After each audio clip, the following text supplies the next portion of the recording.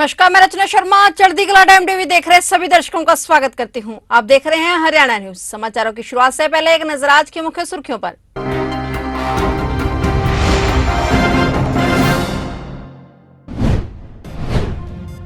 अखंड भारत संदेश यात्रा का करनाल पहुंचने पर भव्य स्वागत। विभिन्न राजनीतिक और सामाजिक प्रतिनिधियों ने पुष्प वर्षा कर यात्रा का किया स्वागत।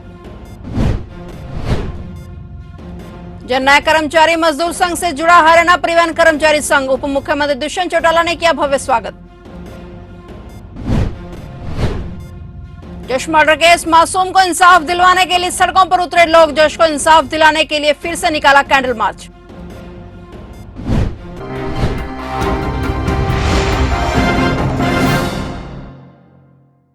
और अब समाचार विस्तार से।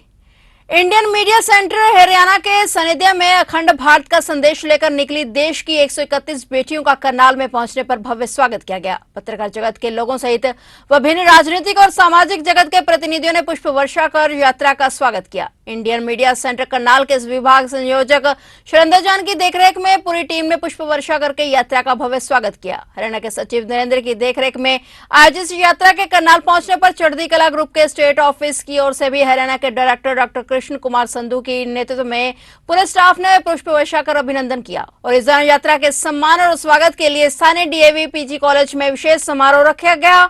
समारोह में हरियाणा साहित्य अकादमी के चेयरमैन गुरविंदर धमेजा मुख्य अतिथि के तौर पर शामिल हुए। वहीं कई गणमान्य लोगों ने प्रोग्राम में शिरकत की। देखिए जो है ना, आज का जिस तरह से समारोह है आप देख रहे हैं, जो है ना बड़ी करनाल में भव्य स्वागत इन बच्चों का हो रहा है। और हम इसी तरह चाहते हैं अभी इस तरह के प्रोग्राम लगातार होते रहे और पत्रकार बढ़ चढ़ के इस प्रोग्राम में भाग लें। जो मास कम्युनिकेशन के छात्र हैं जो कि अलग अलग राज्य से आज इस यात्रा में शामिल हुए हैं, देश की अखंडता की बात कर रहे हैं, अखंड भारत की बात कर रहे हैं। और इन बच्चों की जितनी तारीफ की जाए उतनी कम होगी, क्योंकि देश के अंदर इस तरह के कार्यक्रम यदि युवाओं के बीच में होंगे तो ही हम एक अच्छे राष्ट्र का निर्माण कर पाएंगे। और इसको बड़ी अच्छे तरीके से बड़े विधि पूर्वक ये बच्चे कर रहे हैं। और सभी आज मीडिया के साथी हमारे करनाल से आज इनके स्वागत में खड़े हैं, जिन्होंने सभी वे बच्चों पे पुष्प वर्षा कर इनका स्वागत किया है। जननायक जनता पार्टी की नीतियों में प्रदेश के उप मुख्यमंत्री दुष्यंत चौटाला की कार्यशैली से प्रभावित होकर हर वर्ग के लोग निरंतर पार्टी से जुड़ रहे हैं। इसी कड़ी में हरियाणा परिवहन कर्मचारी संघ ने जेजेपी के जननायक कर्मचारी मजदूर संघ के साथ जुड़ने की घोषणा की। चंडीगढ़ स्थित जेजेपी प्रदेश कार्यालय पर हरियाणा परिवहन कर्मचारी संघ के सैकड़ों पदाधिकारी पहुंचे थे और उप मुख्यमंत्री दुष्यंत चौटाला ने सभी का स्वागत किया। डिप्टी सीएम ने विश्वास दिलाया कि जेजेपी ने सदैव कर्मचारी एवं श्रमिक वर्ग के हितों का ध्यान रखा है और इनके कल्याण के लिए वे निरंतर ही प्रयासरत हैं। दरअसल जेकेएमएस इनसो की तर्ज पर जेजेपी का कर्मचारी संगठन है। जेकेएमएस के प्रदेश अध्यक्ष संजीव मंदोला के अनुसार अब जेकेएमएस प्रदेश के हर विभाग निगम बोर्ड में अपनी विंग बनाएगा और इसके साथ साथ निजी औद्योगिक क्षेत्र में भी जेकेएमएस अपनी पकड़ मजबूत करेगा और कर्मचारियों व श्रमिकों को अपने साथ जोड़ेगा। प्रतिनिधित्व करने के लिए हमारी जो पार्टी की अलग अलग से विंग है, उसी में से एक जननायक कर्मचारी मजदूर संघ एक हिस्सा है। जो जननायक कर्मचारी मजदूर संघ का मुख्य कार्य मजदूरों और सरकारी कर्मचारियों या फिर अर्ध सरकारी कर्मचारियों की तमाम मांगों को लेकर के या उनकी समस्याओं को लेकर या किस प्रकार से उनको ज़्यादा से ज़्यादा लाभान्वित किया जा सके, उसको सोच को लेकर के जननायक कर्मचारी मजदूर संघ का गठन हुआ था। उसी की शुरुआत को लेकर के आज रोडवेज विभाग से एफिलेटेड हरियाणा परिवहन कर्मचारी संघ को आज संबंधित करके सदस्यता दी गई है। और हमारा यही आगे आने वाले समय में ही टारगेट है कि हम कोई विभाग ऐसा नहीं होगा जहाँ जननायक कर्मचारी मजदूर संघ से संबंधित हमारी यूनियन उस विभाग में ना हो।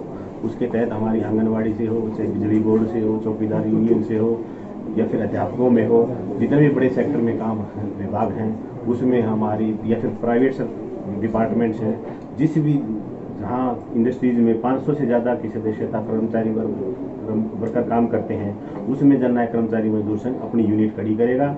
और मजदूरों और कर्मचारियों की मांगों को लेकर सरकार के समक्ष से वार्ता की बात करनी पड़े या फिर अपने हकों के लिए हमारे को कोई एजिटेशन भी करना पड़ेगा सरकार के समक्ष, तो उसके लिए जननायक कर्मचारी मजदूर संघ पूरे हरियाणा प्रदेश में आने वाले 1 वर्ष के अंदर अंदर हमारा टारगेट है एक लेकर के तमाम मांगों को लेकर सरकार के साथ बातचीत करके हम बड़ी मांगों को समाधान करवाने की हम प्रयास करेंगे। एसवाईएल के मामले पर आम आदमी पार्टी के नेता अशोक तंवर ने केंद्र सरकार पर सवाल उठाए हैं। उन्होंने कहा कि सुप्रीम कोर्ट का निर्णय भी हरियाणा के पक्ष में आ चुका है, लेकिन केंद्र सरकार इस मामले को हल नहीं करना चाहती। करनाल में पत्रकारों से बातचीत करते हुए तंवर ने कहा कि हरियाणा को इसके हिस्से का पानी मिलना चाहिए, लेकिन अभी तक इस मामले पर सिर्फ राजनीति ही हुई है। वह हरियाणा के हक का पानी दिलाने की लड़ाई लड़ेंगे। तंवर ने कहा कि चंडीगढ़ पर भी हरियाणा अपना दावा कभी नहीं छोड़ेगा। इस मौके पर उन्होंने भ्रष्टाचार व्यवस्था और 134A को लेकर भी प्रदेश की भाजपा सरकार पर खूब निशाना साधा। तंवर ने दावा किया कि इस बार विधानसभा चुनावों में हरियाणा के लोग भी दिल्ली और पंजाब की तरह झाड़ू चलाकर व्यवस्था परिवर्तन का काम करेंगे। तो चंडीगढ़ हमारा था, हमारा है, हमारा रहेगा और आने वाले समय में SYL के पानी की लड़ाई भी पूरी मजबूती से हम लड़ेंगे। सुप्रीम कोर्ट ने फैसला दे रखा है, ये तो केंद्र की सरकार नहीं करवाना चाहती है। अब उनका क्या इंटरेस्ट है पता नहीं, क्यों वो इतना घबरा। यह सरकार थूको और चाटो वाली सरकार है, दूसरों का भी चाटते हैं, अपना भी चाटते हैं। तो ये ऐसे काम इनको नहीं करने चाहिए जो संवेदनहीनता इनकी दिखाते हो, इनका अहंकार दिखाते हो, गरीब किसान मजदूर का शोषण करना हो। और अगर इस तरह के फैसले लेंगे तो प्रेशर में वापस करेंगे। लेकिन मैं इस सरकार से पूछना चाहता हूँ कि ये करते ही क्यों ऐसे काम, कि कभी भी अब नहीं कह सकते। शुरू में तो कहते थे 7 साल पहले कि अनुभव नहीं है भाई। अब अनुभव कितने उसमें होगा, उस समय चलो सारे नए MLA थे, नए सांसद थे, मुख्यमंत्री भी नए थे, अब तो अनुभव बतेरा हासिल कर लिया। करनाल के गांव कुमालपुर सेडान में 5 साल के जश की हत्या के बाद लोगों में काफी गुस्सा है। जश को इंसाफ दिलाने के लिए शहर में एक बार फिर से कैंडल मार्च निकाला गया। इससे शहर के बुजुर्ग, बच्चे, महिलाएं समेत हर वर्ग के लोग इसमें शामिल हुए। कैंडल मार्च में शामिल शहरवासियों ने कहा है कि जश को इंसाफ मिलने तक वो आंदोलन करते रहेंगे। कैंडल मार्च में मौजूदा संजय गुप्ता ने बताया कि 5 साल के बच्चे की जो निर्मम हत्या हुई है, उस बच्चे को इंसाफ दिलाने के लिए लोग इकट्ठे हुए हैं। लोगों ने विधायक से अपील की है कि एक बार स्वयं धरातल पर आएं और इसकी जानकारी लें। गौर है कि गांव के 5 वर्षीय बच्चे जश की हत्या के मामले में पुलिस ने 2 और आरोपियों को गिरफ्तार किया है। हत्या के मामले में 2 और महिलाओं की गिरफ्तारी हुई है। इस मामले में 9 अप्रैल को पहली आरोपी महिला अंजलि पत्नी विकास को गिरफ्तार किया गया था, जिसकी अदालत में पेश करके 3 दिन के पुलिस रिमांड पर जिसे लिया गया था। हरियाणा कांग्रेस अध्यक्ष कुमारी शैलजा के दिशा निर्देश पर महंगाई मुक्त भारत अभियान को लेकर प्रेस कॉन्फ्रेंस की गई और महंगाई पर बोलते हुए विधायक रादौर ने कहा कि जनता की कोई सुनवाई नहीं हो रही। हम विधानसभा में आवाज उठाते हैं, वहां सरकार के पास कोई जवाब नहीं होता। विधायक संडोरा ने कहा कि महंगाई दिन प्रतिदिन अपने रिकॉर्ड तोड़ रही है और जनता का जीवन मुश्किल हो गया है। कोऑर्डिनेटर जिला कांग्रेस कमेटी पूर्व चेयरमैन जिला परिषद जिला यमुनानगर श्याम सुंदर बत्रा ने कहा कि हमारे नेता अखिल भारतीय कांग्रेस कमेटी अध्यक्ष श्रीमती सोनिया गांधी व राहुल गांधी और हरियाणा कांग्रेस अध्यक्ष कुमारी शैलजा महंगाई व अन्य जनता के मुद्दों को लगातार उठा रहे हैं। सारे आप पत्रकार साथी यहाँ आए, आपका बहुत बहुत स्वागत, बहुत बहुत धन्यवाद। जैसा कि आज की बात है, आज महंगाई के ऊपर ये हमने प्रेस कॉन्फ्रेंस की है और पत्रकार साथी कह रहे हैं हमेशा हम सड़क पे, आप साइकिल यात्रा पे भी हम नजर आए, हम मंडी गेट पे धरने पे भी धूप में बैठे रहते हैं, हम ज्ञापन भी देते हैं, अब कोई असर नहीं हो रहा। ज्ञापन तक नहीं ज्ञापन तक नहीं, आंदोलन क्यों नहीं अभी तक किसी कोहली जी हर बात पे आंदोलन करते हैं। जैसा कि निर्मला जी ने कहा, ये धर्म की अफीम चटाई जा रही है। आज मुसलमान को मार लो पीट लो, दलित को मार लो पीट लो, दिखा के लोगों को साथ जोड़ लो, कितने दिन चलेगा ये? अगर एक कुत्ता को काटने लग जाता है ना, वो बाहर के को काटता है, वो कभी घर वाले को भी काट लेता है। ये इन लोगों को समझनी पड़ेगी बात।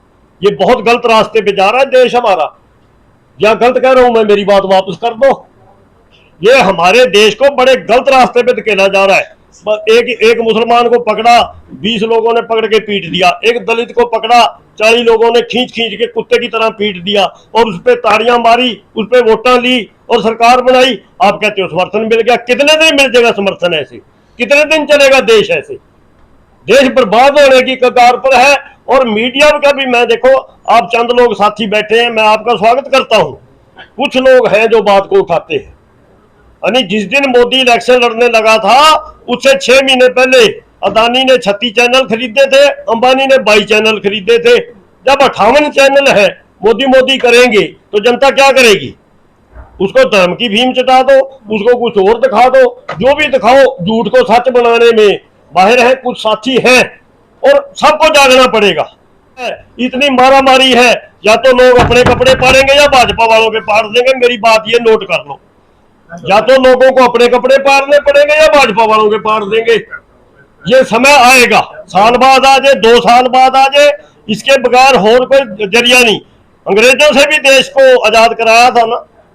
तो ये काले अंग्रेज है, पहले गोरे अंग्रेज थे, ये काले अंग्रेज है। तानाशाही है, गुंडागर्दी है, शरेआम गुंडागर्दी करते हैं और उसी के नाम पे वोट लेते हैं।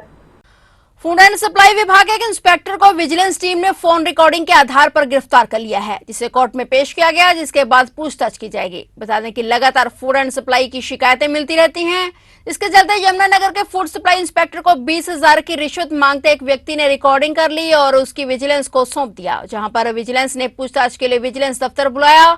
यहां पर इंस्पेक्टर को हिरासत में ले लिया गया। इंस्पेक्टर को विजिलेंस ने कोर्ट में पेश कर आगे की कार्रवाई के लिए रिमांड पर लिया ताकि उससे पूछताछ की जा सके। अब देखना यह है कि रिकॉर्डिंग में कितनी सच्चाई है। 8 तारीख को हमारे पास एक शिकायत आई थी। जो ठेकेदार है यहाँ पे प्रवीण कुमार, उसने शिकायत दी थी कि फूड सप्लाई सब इंस्पेक्टर है रजनीकांत, तो वो हमारे से विष्णु कुमार है मेरे बिल को वेरीफाई और उसको ड्रा करवाने की एवज में भी इतने पैसे दो, नहीं तो आपके बिल वेरीफाई नहीं करवाऊंगा। और वो एक रिकॉर्डिंग पेश की थी उन्होंने, तो उस आधार पे हमने अपनी जो प्रोसेस होती है प्रोसेसिंग की थी। और अब इसको हमने उस रिकॉर्डिंग के आधार पे और डिमांड के आधार पे और जो माननीय कोर्ट में छत्तीसगढ़ के कंप्लेनेंट ने बयान दर्ज करवाए हैं, उसके अकॉर्डिंग हमने इसको अरेस्ट किया है और आज यहाँ माननीय कोर्ट में आरोपी को पेश किया गया है, पेश करने लग रहे हैं। और इसकी अभी वाइस सैंपलिंग के लिए माननीय कोर्ट से हम दरखास्त करेंगे, वाइस सैंपलिंग करेंगे हम। अब जैसे भी आगे जो भी प्रोसीजर होगी हम करते जाएंगे तो बता देंगे आपको। तो गिरफ्तारी कहाँ से करी सर? गिरफ्तारी हमने यही विजिलेंस ऑफिस से की है। पूछताछ के लिए बुलाया था? पूछताछ के लिए बुलाया था। इसमें जो हमारे पास कंप्लेंट की रिकॉर्डिंग थी उसके आधार पर इसे पूछताछ करनी जरूरी है। पूछताछ के बाद सबूत गुजरने पर इसको अरेस्ट किया। सर रिकॉर्डिंग में क्या कहा सर? रिकॉर्डिंग में इन्होंने डिमांड कर रखी है, पैसे मांग रखे हैं। कितने पैसों की मांग की गई है? 20,000। तो किस एवज में मांग रहे थे पैसे? ये बिल जो उसके बिल है, बिल को वेरीफाई करने के और उसको बिल को पास करने के ड्रा करवाने के। पहले भी ले चुका सर पैसे? ये पहले की तो अभी हमारे पास आई है, पर हम अभी डिमांड कर रहे हैं। Thank you sir.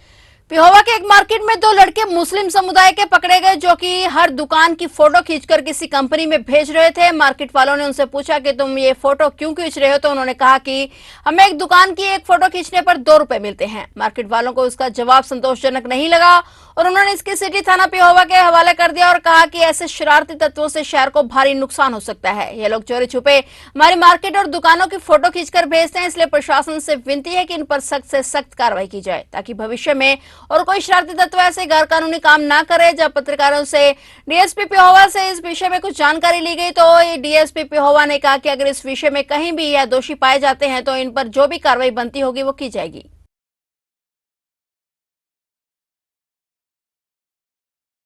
सर आज ये जो 2 लड़के पकड़े हैं, ये सुबह हमारे पास फ़ोन आया था कि मार्केट में कोई 2 लोग हैं जो बाहर के हैं, यहाँ के नहीं हैं और लगता है कि वो मुस्लिम समुदाय से हैं और वो शॉप की फ़ोटो खींच रहे हैं। कई दिन से ऐसा काम चल रहा है और जिसको उन्होंने शक के बिना पे फिर हमारे को बताया, भी हमारे को डाउट है इन पर भी कोई ना कोई ऐसा कोई कारण ना हो जिससे कोई अननेसेसरी कोई न्यूसेंस फैले।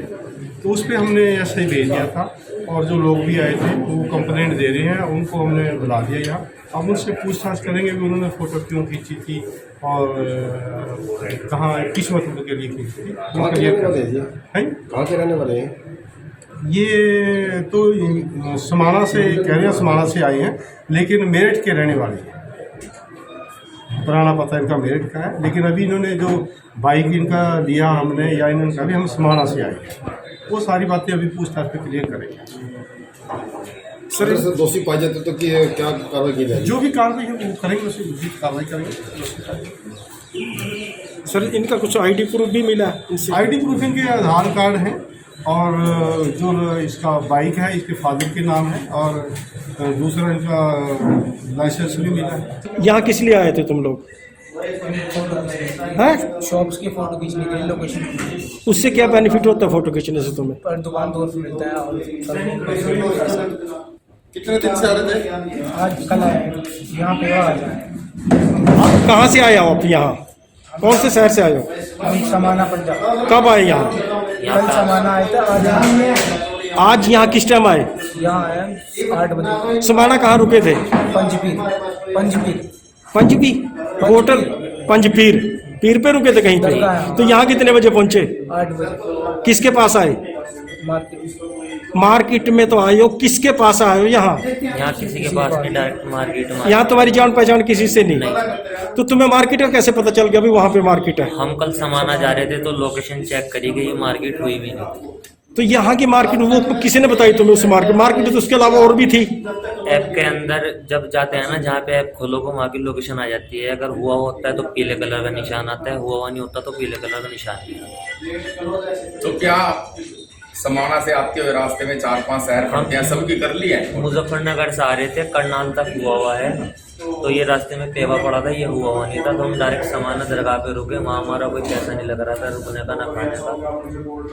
अमेरिका के डॉलर कमाने की चाहत में विदेश गए नवयुवक की अमेरिका से पहले ही तंजानिया में संदिग्ध मौत हो गई। परिजनों का आरोप है कि एजेंट ने पूरे पैसे नहीं देने पर युवक को मरवा डाला। धर्मनगरी पिहोवा के 18 वर्षीय संजोत सिंह और उसके परिवार को यह अंदेशा नहीं था कि विदेश जाने की चाहत में लाखों रुपए भी गंवाने पड़ेंगे और अपने जिगर के टुकड़े को भी गंवाना पड़ेगा। परिवार को मौत की खबर मिलने पर परिवार के अंदर एकदम कोहराम मच गया। वहीं मृतक युवक की बहन ने एजेंट पर आरोप लगाते हुए कहा कि बरनाला के एजेंट ने 26 लाख रुपए मांगे थे, जिनमें से 15 लाख रुपए दे दिए गए थे, लेकिन अमेरिका भिजवाने की जगह एजेंट ने पहले ही तंजानिया में ही उसके भाई को मरवा दिया। परिजनों ने अपने बेटे की लाश वहां से वापस लाने की मांग की है। वहीं इस मामले में पुलिस प्रशासन का कहना है कि जो भी इस विषय में दोषी होगा उसके खिलाफ सख्त से सख्त कार्रवाई की जाएगी।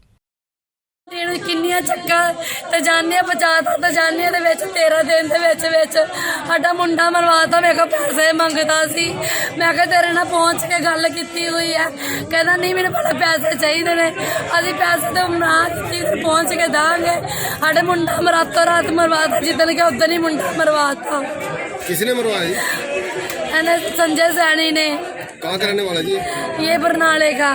लड़के का नाम क्या है जी? संजोत सिंह। कहाँ का रहने वाला है ये पेवा। तो आपने इसी कंप्लेंट की है? जी।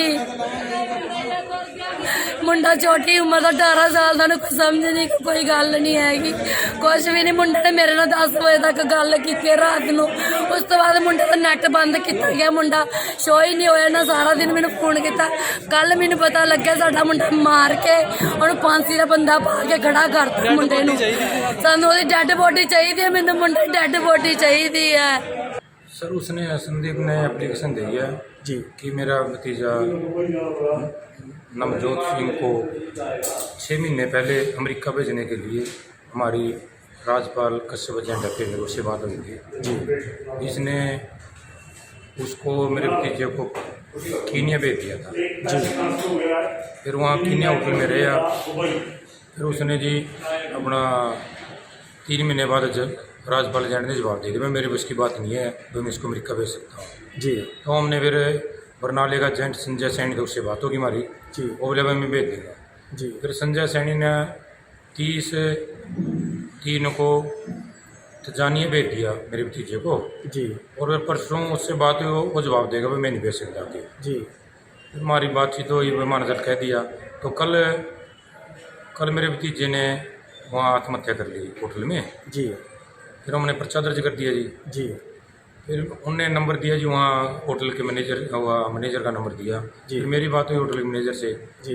वो बोले जी यहाँ हमने रूम दे रखा था जी। मैंने उससे रूम की पेमेंट देने के लिए दरवाज़ा खड़काया जी, तो दरवाज़ा नहीं खोलिया जी। फिर हमने दूसरी चाबी लेकर लॉक खोलिया उसका, तो उसने अपने पढ़ने से बस सुसाइड कर लिया जी। फिर मैंने वहाँ की पुलिस को सूचना करी जी।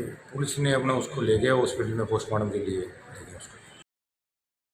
कहते हैं जब कुछ कर गुजरने की अगर इच्छा हो तो हर मंजिल आसान हो जाती है। ऐसा ही कुछ देखने को मिला दिल्ली से सटे फरीदाबाद के खेड़ी गांव में, जहां एक दंपति जो कि शारीरिक रूप से अक्षम है लेकिन उनके कुछ कर गुजरने और खुद स्वावलंबी बनने की इच्छा ने उन्हें अक्षम से सक्षम बना दिया और उनके अक्षम से सक्षम बनने में प्रधानमंत्री रोजगार योजना में अहम भूमिका निभाई है, जिसके तहत उन्होंने लोन लेकर अब अपना अचार बनाने का बिजनेस शुरू कर दिया है, जिसके चलते अब वह हर महीने अच्छी खासी कमाई कर अपने परिवार को चला रहे हैं।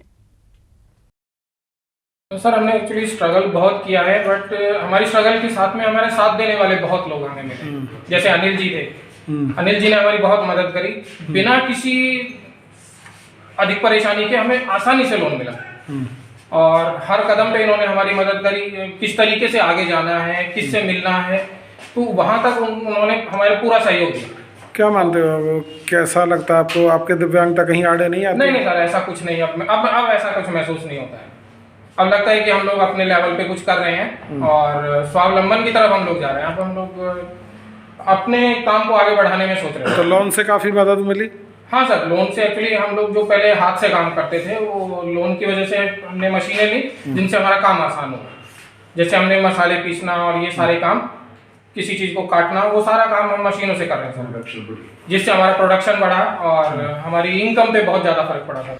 अंबाला में दिल्ली अमृतसर नेशनल हाईवे पर एक बड़ा सड़क हादसा हो गया, जहां अंबाला छावनी की तरफ से अंबाला सिटी की तरफ आ रही कार ट्रकों की टक्कर से हाईवे साइड पलट गई और देखते ही देखते आग में जलकर खाक हो गई। बता दें कि हादसे के दौरान कार में छोटा बच्चा और उसके मां बाप मौजूद थे, लेकिन गनीमत यह रही कि वो समय रहते ही गाड़ी का शीशा तोड़कर बाहर निकल गए। मौके पर पहुंचे दमकल विभाग के कर्मियों ने आग पर काबू पाया, लेकिन तब तक गाड़ी पूरी तरह से जलकर राख हो चुकी थी। पब्लिक कुमार, पुलिस चौकी लाल कुर्ती, थाना पड़ाव से हूँ। ये दो गाड़ियाँ अपना दिल्ली साइड से चंडीगढ़ साइड जा रही थी और इनके जो पीछे थी एक कार थी और जो कार जो है वो साइड से जब क्रॉस करने लगी तो कैंटर चालक एकदम घबरा गया और घबराने के कारण जो कार में टक्कर लगी है और जिसमें 3 सवारियाँ थी, तीनों सेफ है, पर लेकिन कार में आग लगने के कारण कार क्षतिग्रस्त हो गई है। जो कैंटर चालक है उसके खिलाफ देखते हैं, जो भी आता है कार्रवाई करी जाएगी। इन दिनों अंबाला पुलिस का नशे के खिलाफ छेड़ा हुआ अभियान रंग लाता नजर आ रहा है। इसी कड़ी में एक बार फिर से अंबाला पुलिस को बड़ी सफलता प्राप्त हुई है। CIA2 ने गुप्त सूचना के आधार पर साहा शहर से 2 ट्रक ड्राइवरों को 900 ग्राम अफीम और 10 किलो 400 ग्राम चूरा पोस्त के साथ गिरफ्तार किया है। दोनों ट्रक ड्राइवर पंजाब के रहने वाले हैं, जो कि झारखंड से नशे की खेप को लेकर आ रहे थे, जिन्हें CIA2 ने पकड़ा है। दोनों आरोपियों को पुलिस द्वारा कोर्ट में पेश किया गया, जहां से उन्हें कोर्ट ने 6 दिनों के रिमांड पर भेज दिया है। ज्यादा जानकारी देते हुए CIA2 के इंस्पेक्टर भूपेंद्र सिंह ने बताया कि दोनों आरोपियों को साहा इलाके से नाकेबंदी कर गिरफ्तार किया गया। ये दोनों ट्रक ड्राइवर झारखंड से अफीम और चूरा पोस्त लेकर पंजाब में बेचते थे। रिमांड के दौरान पूछताछ करके इस नशे की चेन की तह तक पहुंचने की कोशिश की जाएगी।